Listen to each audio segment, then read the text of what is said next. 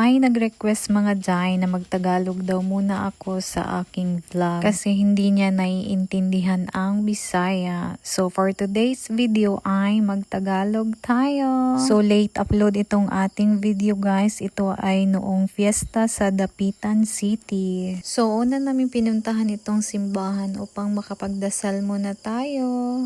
So kita nyo naman, sobrang daming tao pag fiesta talaga dito sa lugar nila. First time kong dumayo ng fiesta dito sa lugar nila kasama ang ating mga titas. Nagulat naman ako kay ante at bigla niyang binuhusan ng buhangin ng umaapoy na kandila nang walang pasabi. So ayun, muntik nang masunog ang mukha ng ating mga titas.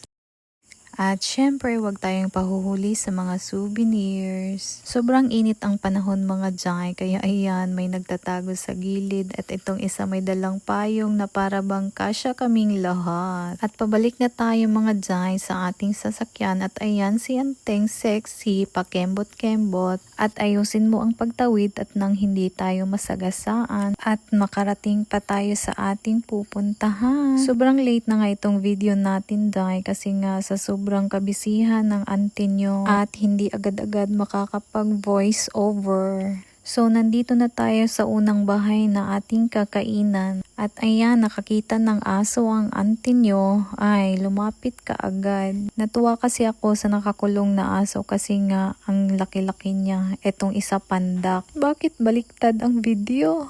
So hindi muna kami tumuloy dito sa aming unang pinuntahan kasi wala pa yung may-ari ng bahay, nagsimba pa daw siya. Kaya ayan dito muna tayo sa pangalawang bahay upang hindi tayo magutom. At meron pang daladalang wine itong ante natin. Sure na yan at hindi tayo mauhaw. Nandito na nga kami at nagtutulakan pa kung sino yung maunang pumasok. Nagkahiyaan pa. Sige kayo, magutom tayo niyan. Pinapapasok na nga kami sa asawa ni Doc at hindi pa nga daw nag-uumpisa ang kainan. Hoy! Ang galing nyo naman sumakto. So ayun na nga pagdating namin ay maya-maya nag-umpisa na yung kainan. Kita nyo yung nakadapa? Kakainin namin yan. Hoy B, punong-puno yung plato mo. Cheat day muna tayo ngayon at fiesta nga. Bukas na lang natin yan i-burn yung mga nakain natin. Sabi kasi ng mga auntie nyo ay masarap daw yung imbutido na inihanda ni Doc. So ayun, tinikman ko yung imbutido. Masarap nga. Hindi ako fan ng imbutido pero mga auntie, masarap nga yung imbutido. Pero sabi nila hindi daw ito yung imbutido na inihanda nung last year. Yes mga auntie, last year na miesta din sila dito. Kaya ngayon sumama ako sa kanila. Malay mo next year ulit. Malay mo magkakasama pa kami next year. So fiesta ulit.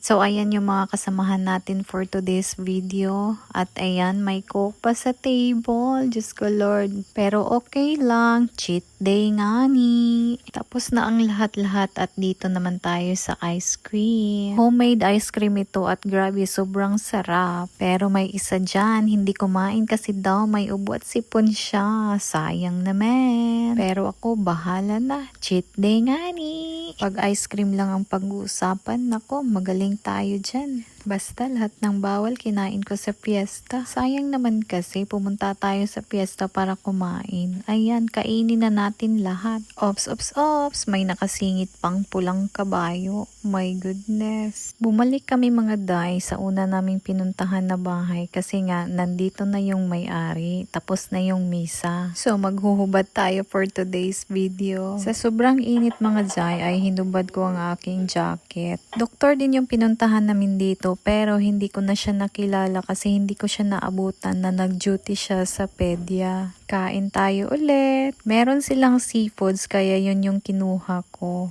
Cake at leche plan. No rice na nga kami dito kasi busog na kami doon sa una naming pinuntahan. At ito nga, nag-serve si kuya ng drinks namin. Unang subo, sayo na. Pangalawang subo, sayo pa rin. At nang hindi lang ako ang mabusog, pati ikaw rin.